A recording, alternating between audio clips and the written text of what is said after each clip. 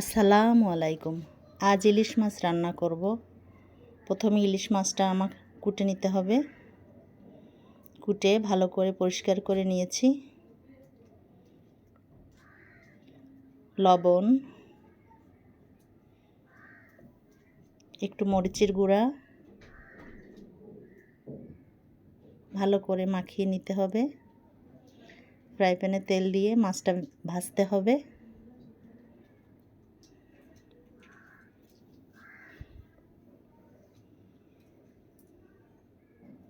মাছটা আমি উল্টে নেব।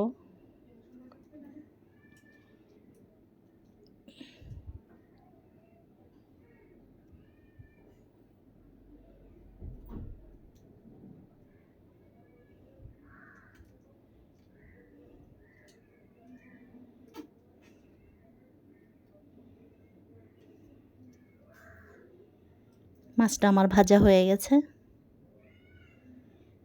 আমি আলুটা এভাবে কেটে নিয়েছি। এভাবে একটু হালকা ভেজে নেব।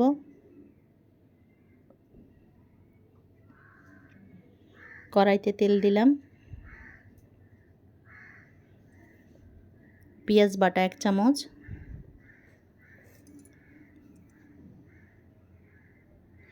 স্বাদ মতন লবণ। মশলাটাকে একটু ভালো করে ভেজে নিতে হবে। 1/2 চামচ হলুদের গুঁড়া, 1/2 চামচ মরিচের গুঁড়া, কিছু কাঁচামরিচ কাটা,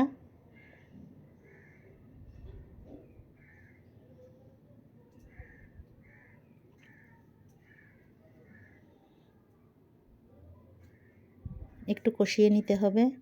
কষানো হয়ে গেলে ভাজা আলুটা মশলায় দিয়ে দেব। আমি একটা টমেটো কাটাও দিয়ে দিয়েছি। আলুটাকে একটু কষিয়ে নিতে হবে।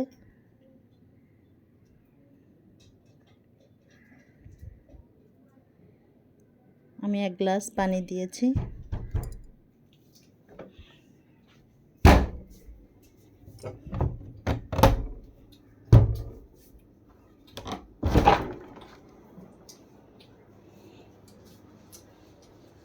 আমার মাছটা হয়ে গেছে। ভালো লাগলে আমাকে লাইক, কমেন্ট, শেয়ার করবেন।